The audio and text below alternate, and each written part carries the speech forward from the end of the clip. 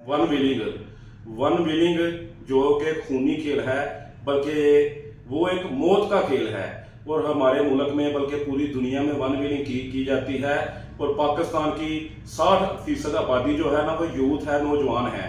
तो मेरा नौजवानों के लिए ये पैगाम है, उनको अपील है, रिक्वेस्ट है कि यार वन व्हीलिंग जो है ना, इससे बचें। रोजाना की बुनियाद पे वन व्हीलिंग की जाती है, जिससे लोगों के, नौजवानों के हाथ पांव टूटते हैं, जानें चली जाती हैं। रिसेंटली शेखुपुरा में 2 लोग थे जिन्होंने शर्त लगाई और इन्होंने वन व्हीलिंग की और इन दोनों की मौत हो गई।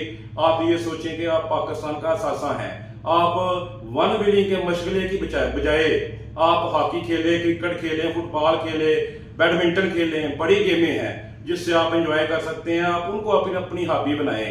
आपके माँ बाप पे क्या गुजरती होगी जब आपकी वन व्हीलिंग की वजह से मौत होती है। आपके माँ बाप ने आपको बड़ी मुश्किल से पैदा किया, फिर पाला, और जब आप वन व्हीलिंग की वजह से मरते हैं तो आपके माँ बाप पे क्या गुजरती है।